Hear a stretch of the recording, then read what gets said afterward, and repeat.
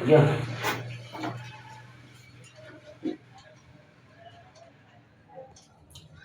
तो हम लोग देखते हैं अब एनसीईआरटी का क्वेश्चन नंबर 9। हमने क्वेश्चन नंबर 7 तक किया था, उसके बाद क्वेश्चन नंबर 8 हमने आप लोगों के लिए छोड़ दिया है कि आप लोग खुद से करके देखिए।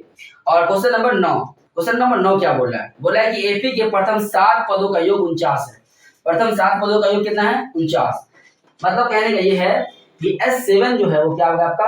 प्रथम 7 पदों का योग S7 कितना दिया हुआ? 49। और दूसरा क्या दिया है कि प्रथम 17 पदों का योग कितना है? 289 है। तो बोला है कि n पदों का योग क्या होगा? Sn बराबर क्या होगा बताइए। ठीक है, ये बहुत ही इम्पोर्टेंट क्वेश्चन है, इसको आप बीवीआई क्वेश्चन भी कंसीडर कर सकते हैं और है भी, ये बहुत बार पूछा भी गया है, तो ये आपको इसको बीवीआई में रखना। ठीक है, हम लोग बढ़ते हैं इसके सॉल्यूशन की तरफ। क्या दिया है भाई? दिया है इसमें कि S7 बराबर कितना दिया? 49।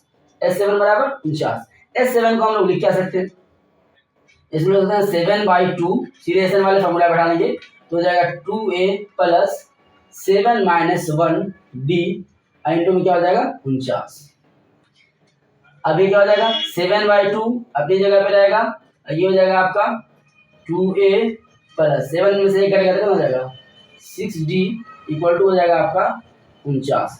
अब ये जो आपका इस तरफ नंबर है मल्टीप्लाई और डिवाइड में, वो दोनों इस तरफ आएगा तो इस तरफ क्या बच जाएगा? इसी बच जाएगा 2a प्लस 6d, ये हो जाएगा आपका 49। 2 इधर डिवाइड में है, इधर आएगा मल्टीप्लाई में, अब वो 7 मल्टीप्लाई में आएगा डिवाइड में, 7 से कटेगा 7 7 49, ये आपका हो जाएगा 7। तो ये आपका आ जाएगा 2a प्लस 6d बराबर हो जाएगा 7 दूनी 14। ये आपका हो जाएगा इक्वेशन 1। फिर हम लोग चलेंगे दोबारा कि S17 बराबर कितना दिया है? S17 फिर चलते हैं। S17 दिया है 289। S17 क्या लिख सकते हैं?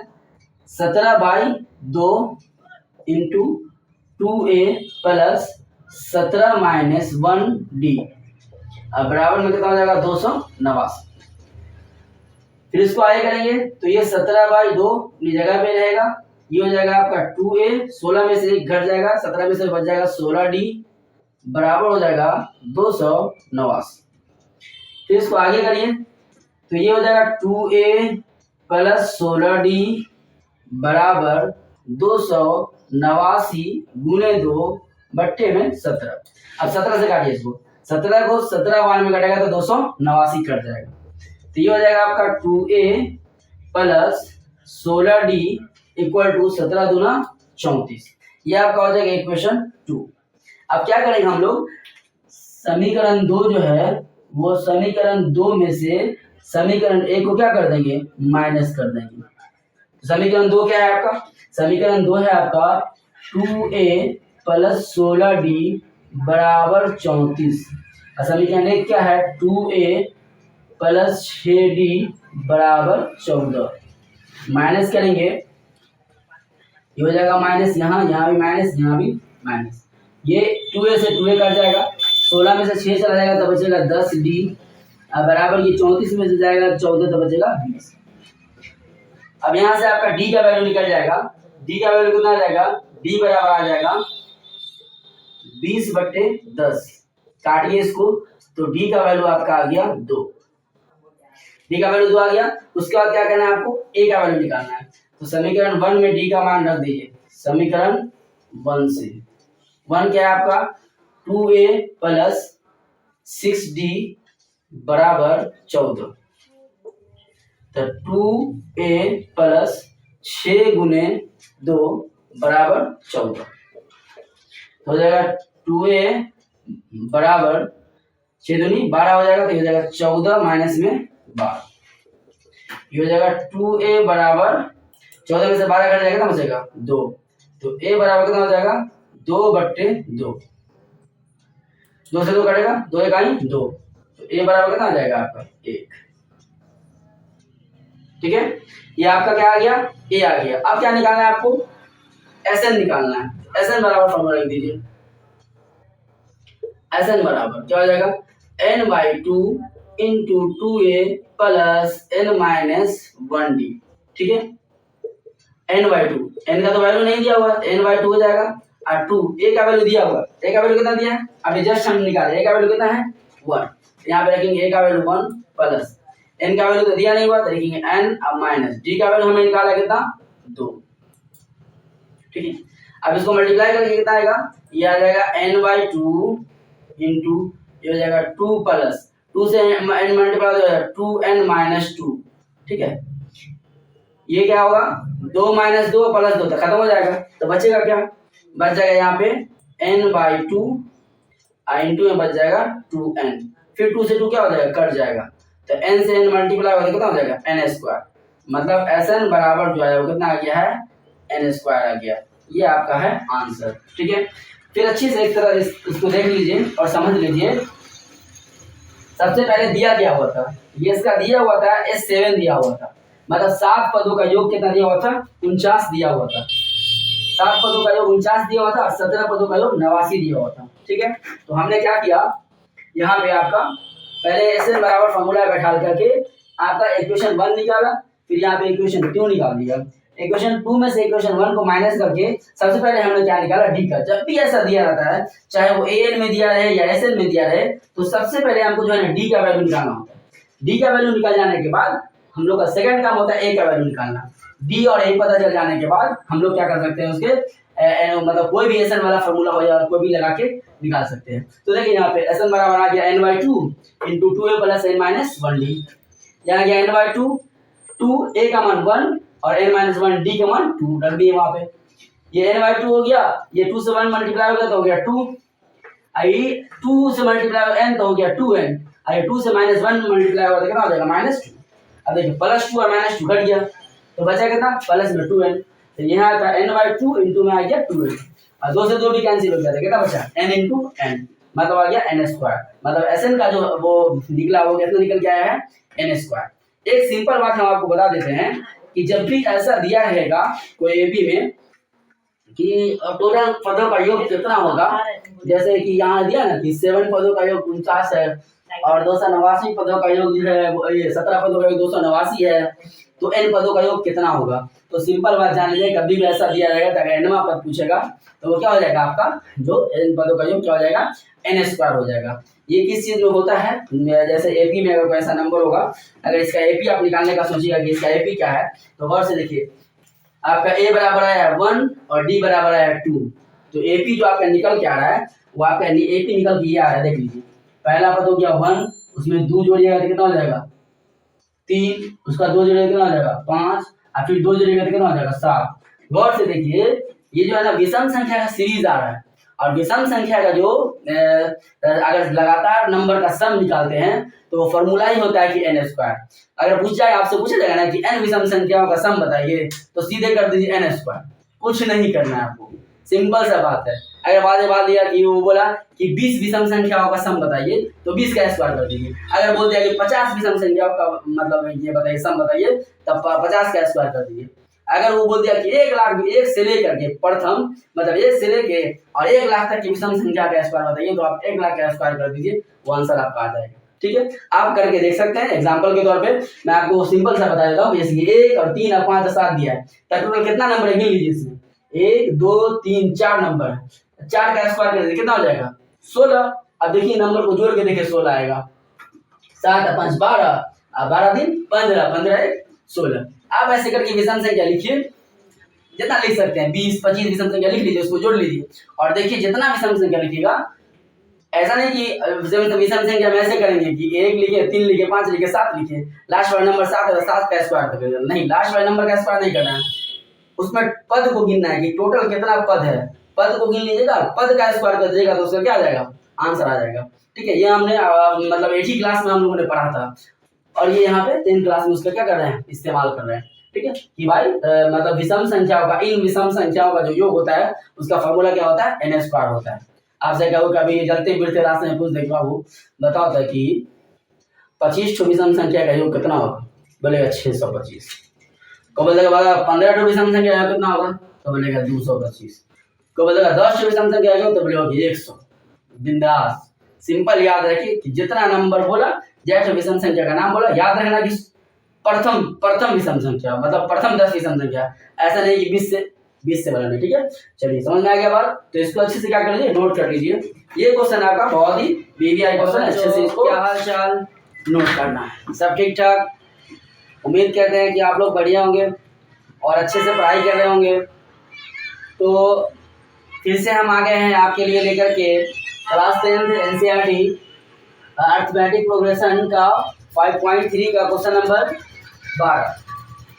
क्वेश्चन नंबर 12 क्या कह रहा है, देखिए क्वेश्चन नंबर 12 कह रहा है कि ऐसे प्रथम 40 धन पूर्णांकों का योग ज्ञात करना है। प्रथम 40 कहते हैं 40 धन पूर्णांकों का योग ज्ञात करना है जो 6 से विभाजित है। कितना से विभाजित है, 6 से। देखिए इसमें तीन चीज है, प्रथम 40 मतलब शुरू से 40 तक, और क्या ज्ञात करना है, योग ज्ञात करना है। किस चीज का ज्ञात करना है योग, तो भाई वैसा नंबर जो 6 से विभाजित हो। तो सबसे पहले आपको ये पता करना होगा कि 6 से विभाजित प्रथम 40 नंबर कौन है। तो 40 नंबर पता करना नहीं है, हम लोग क्या करना है, क्योंकि अगर वो 6 से विभाजित नंबर है तो जाहिर सी बात है कि एपी में होगा। कैसे एपी में होगा, क्योंकि अगर 6, अगर देखते हैं हम लोग शुरुआत का नंबर स्टार्ट करते हैं, नंबर कहाँ से स्टार्ट होगा, धन पूर्णांक 1 से। तो 1 2 3 4 5 6 ऐसे करके चलिए, तो 5 तक तो 6 से विभाजित हो नहीं सकता है। तो सबसे पहला नंबर जो 6 से विभाजित हो सकता है वो होता है 6।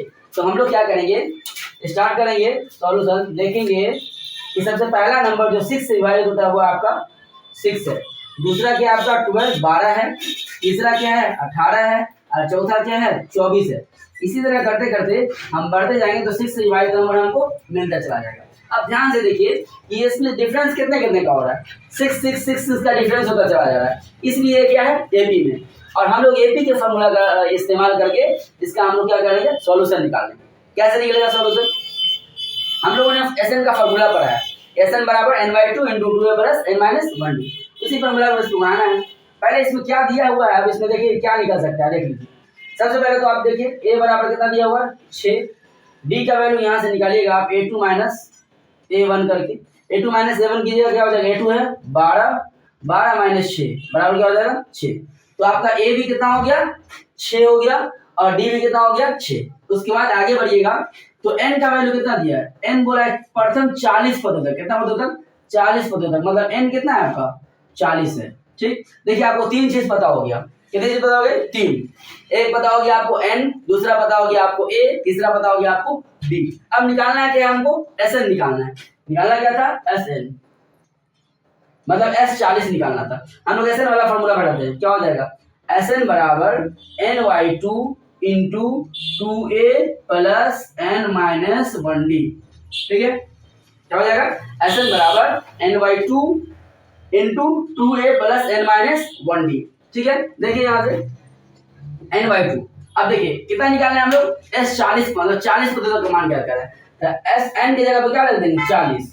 तो जहाँ जहाँ पे n है वहाँ पे क्या हो जाएगा 40, तो 40/2, 2 a की जगह पे कितना रखेंगे 6 प्लस n की जगह पे कितना रखेंगे 40 - 1, और d की जगह पे कितना रखेंगे 6। हो गया। अब देखिए 2 से काटिए 40 को, 20 दूना 40, 20 बार में कट जाएगा, अंदर क्या बचेगा, ये हो जाएगा 6 दूनी 12, और प्लस 40 में से 1 घटेगा तो कितना हो जाएगा 39, और गुने क्या हो जाएगा 6। ठीक है, कितना आसान है। अब आपको क्या करना है, इसको सॉल्व करना है। ये आपका हो जाएगा 20 × 12 और प्लस 39 को 6 से गुना कीजिए। देखिए 6 × 9 = 54 के 4 हाथ में रहेगा 5, और 6 × 3 = 18, 18 5 कितना हो जाएगा 23, तो हो जाएगा 234। ठीक है, ये हो जाएगा आपका 20 और गुने 234 में 12 जुड़ जाएगा, तो देखिए 4 और 2 कितना हो जाएगा 6, और 3 है कितना हो जाएगा 4, तो हो जाएगा आपका 246।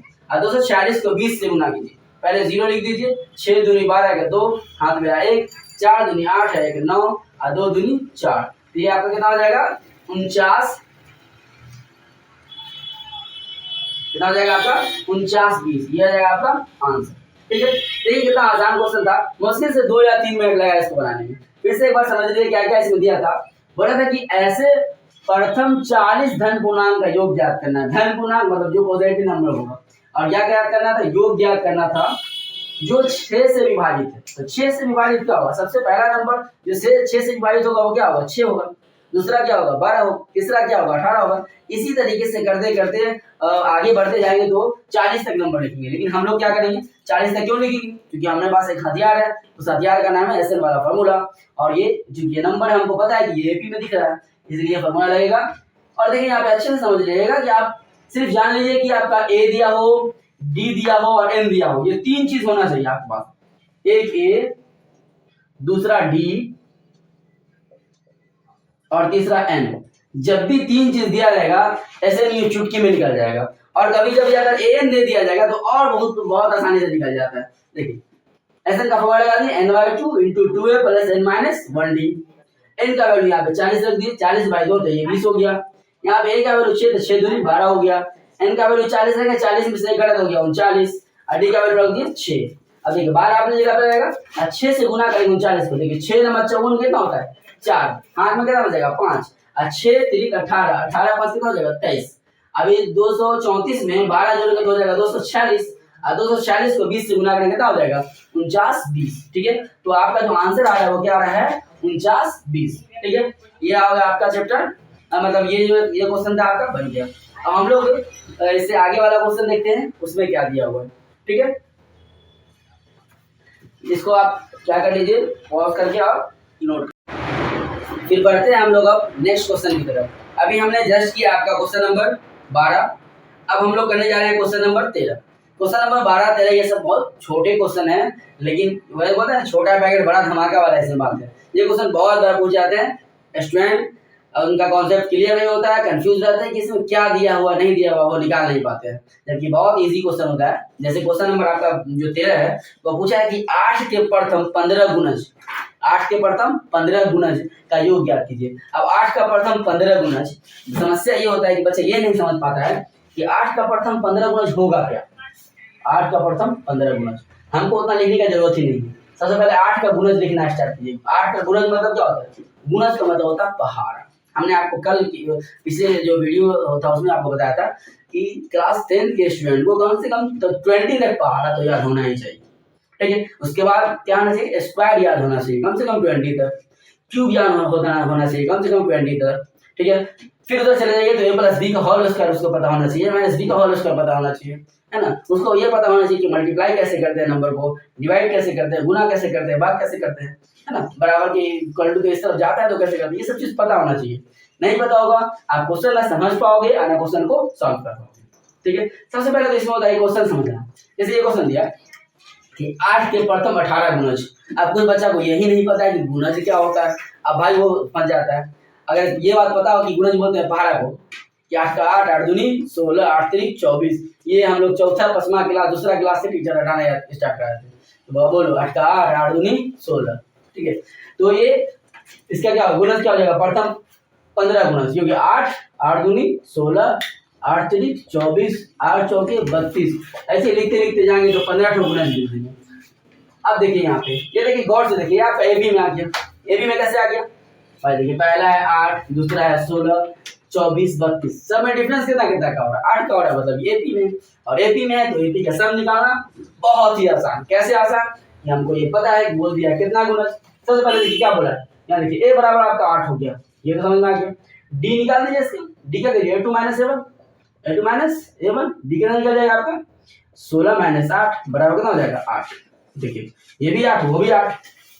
एन कितना दिया है, एन बोला है आपका 15, कितना गुणज 15, और बोला कि बताइए कि S15 कितना होगा, S15 कितना होगा। ठीक है, हम लोग सिंपल लेंगे, कुछ नहीं, नहीं इधर ना उधर, सीधा फॉर्मूला पे चले जाएंगे। Sn बराबर क्या होता है, Sn बराबर होता है n/2 into 2a plus n minus 1d। इससे आसान चैप्टर हमने आज तक कभी 10th में पढ़ा ही नहीं, देखा ही नहीं, सुना ही नहीं ये भी जितना। n का वैल्यू कितना भाई, n की जगह पे आएगा 15, यहाँ भी आएगा 15 बट्टे में 2 इंटू 2, a का वैल्यू निकला कितना, a का वैल्यू है 8, फिर n का वैल्यू कितना है 15 माइनस 1, d का वैल्यू कितना है 8। अब देखिए 2 से तो 15 कट नहीं सकता है, इसलिए 15/2 वैसे ही लिखेंगे, और ये हो जाएगा 8 दूनी 16 प्लस 15 में से ही घटेगा हो जाएगा 14, और 14 गुने 8। ठीक है, फिर देखिए ये हो जाएगा आपका 15/2, और ये हो जाएगा 16 प्लस 14 को पहाड़ पढ़िए। देखिए सीधा, अगर कोई बच्चा किसी को 14 का पहाड़ नहीं याद होगा तो पहले क्या करेगा, वो लिखेगा यहाँ पे 14, फिर 8 से इसको गुना करेगा, 4 का 4, 4 दुनिया 8 करता रहेगा। और जिस बच्चे को टेबल याद होगा तो सीधे करेगा 14 7 98 और 14 8 112, डायरेक्ट लिख देगा जी 14 8 112, बात खत्म। अब उससे 112 में क्या करेगा, 116 वो जोड़ लेगा। अब जोड़ने भी उसको आना चाहिए था, फिर लिख के यहाँ पे जोड़ेगा। देखिए पहले 2 है 6 है, 6 2 कितना हो जाएगा 8। तो सबसे पहले ये लिख देगा कि 15/2,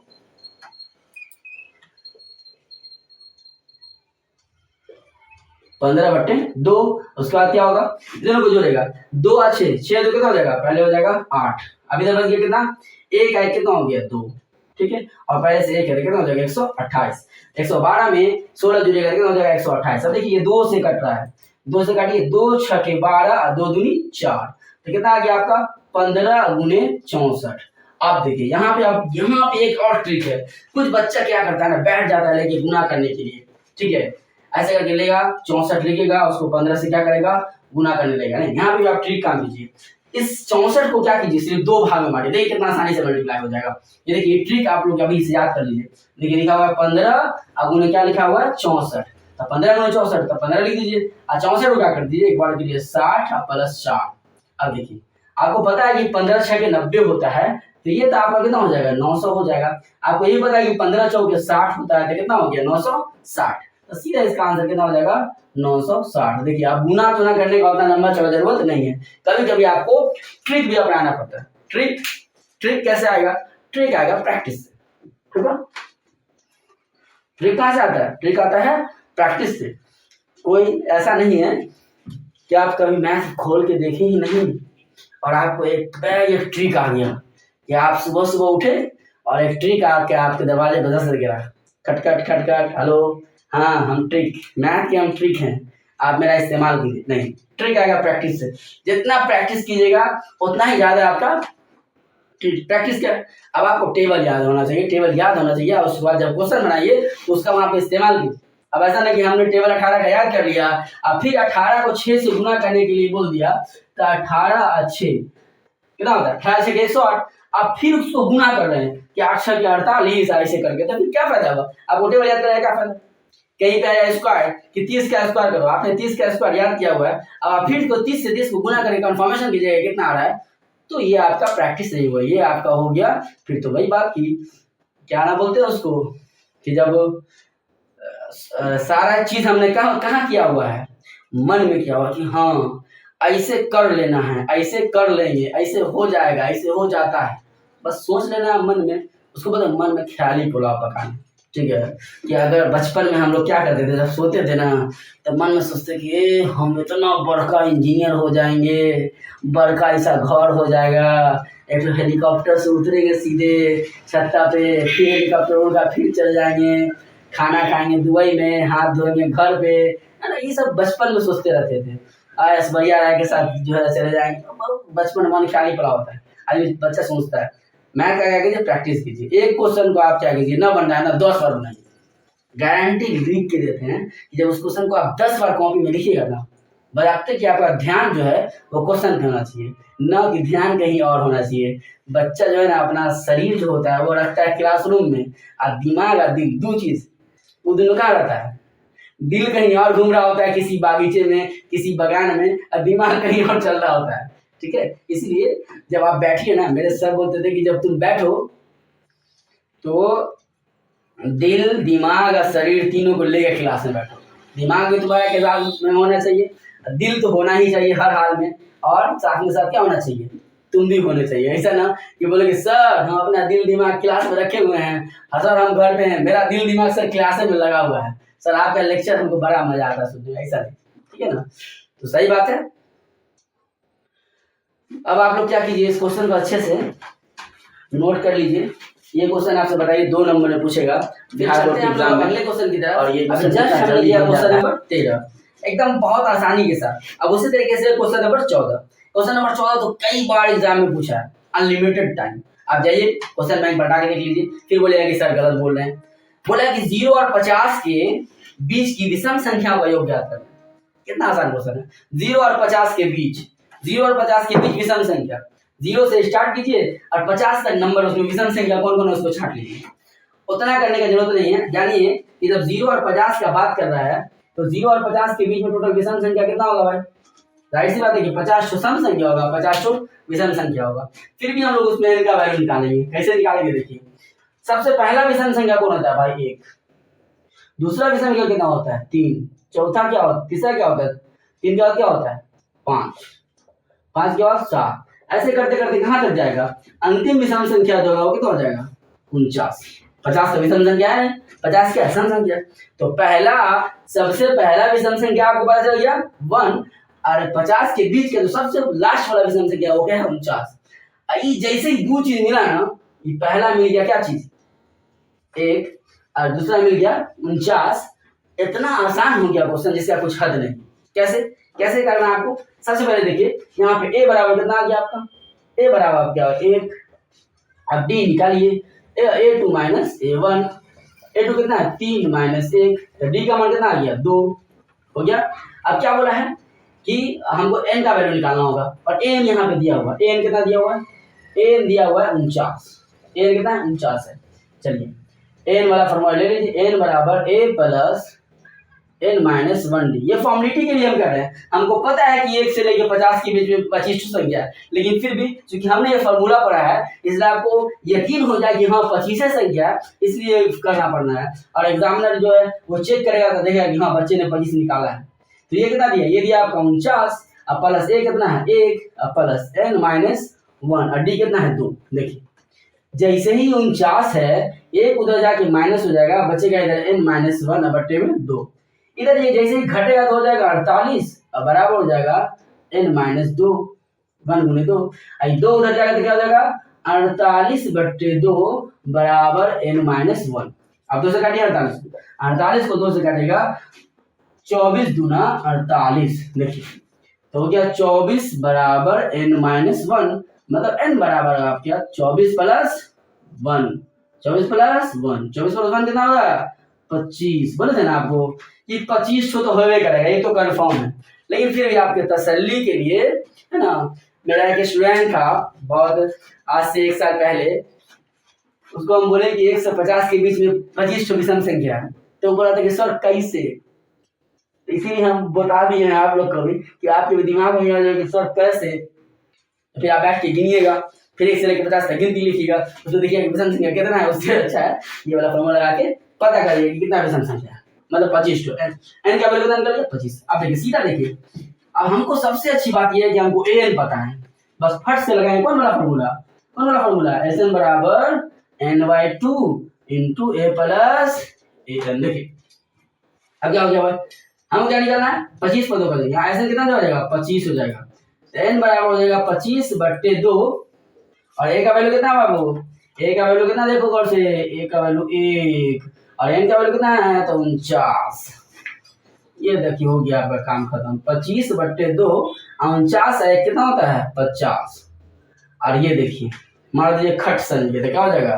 हो जाएगा 25, और 25 को 25 से गुना कीजिएगा तो कितना हो जाएगा? 625। ये हो गया आपका आंसर। एक और चीज देखिए, इधर क्वेश्चन ऐसे बनिए क्या, कहीं ऑब्जेक्टिव नहीं वाला क्वेश्चन पूछ देगा तो कैसे बनेगा? अगर हम होंगे तो कैसे बनाएंगे?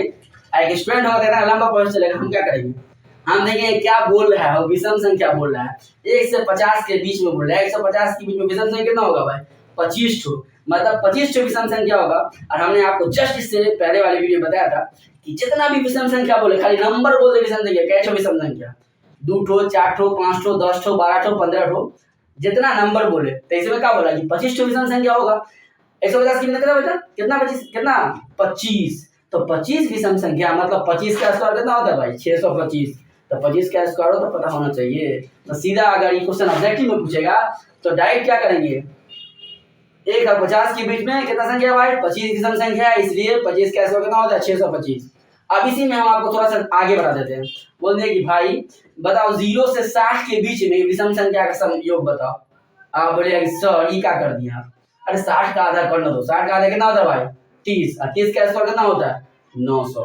अब अगर बोल दे कि भाई 0 से लेकर 70 के बीच के विषम संख्या का बताइए तो कुछ नहीं, 70 का आधा करो कितना 35, अब 35 का स्क्वायर कर दो। अब बोलेगा सर 35 का स्क्वायर कैसे करेंगे, 35 का तो स्क्वायर इतना आसान है, कुछ पूछिए मत। बस कीजिए 5 5 25, देखिए 35 वाले जिसके लास्ट में 5 होता है उसका स्क्वायर करना कितना आसान है। देखिए लिखा हुआ है 35, अब 35 को 35 से गुना करना है। बहुत बच्चा होगा ले जाएगा बैठ जाएगा पूरा 5 25 25 ऐसे नहीं, 5 का स्क्वायर कितना होता है 25, एक इसमें प्लस कीजिए, ये कितना हो जाएगा 4, और 4 दिए कितना 12, कितना हो जाएगा 1225। जिसके भी लास्ट में होना है वो बहुत आसान होता है, जैसे 45 तो लास्ट में क्या हो जाएगा 5, तो 5 5 25, अब बचा क्या है 4, मतलब 40 वाला 4, तो 4 होता है इसे एक बढ़ा दीजिए, उससे गुना कर दीजिए, 4 5 20, तो 45 का स्क्वायर कितना होगा 20 25। आपको 55 का स्क्वायर कितना होगा, तो भाई 5 5 25, आप 5 को 1 से बढ़ा दीजिए 6 6 5 30, कितना हो जाएगा 30 25। कब मिलेगा 65 का कितना होगा भाई, तो 5 5 25 और 6 को 1 बढ़ाइए तो 7 6 से 42, कितना हो जाएगा 42 25। अब सर अब जब इतना बता दी है तो 75 का ही बोलिए दीजिए, तो 5 5 25 और 7 8 56, तो कितना हो जाएगा 56 25। जब 75 का बताइए दिए तो 85 का भी सुनिए लो भाई, 5 5 25 8 9 72, तो कितना हो जाएगा 78 25। कहने का मतलब 7825। ठीक है, तो इसको उदाहरण लीजिए, बहुत आसान क्वेश्चन है ये सब, बहुत कभी कभी ऑब्जेक्टिव क्वेश्चन भी पूछ लेता है। ठीक है, नोट कीजिए और मजे कीजिए।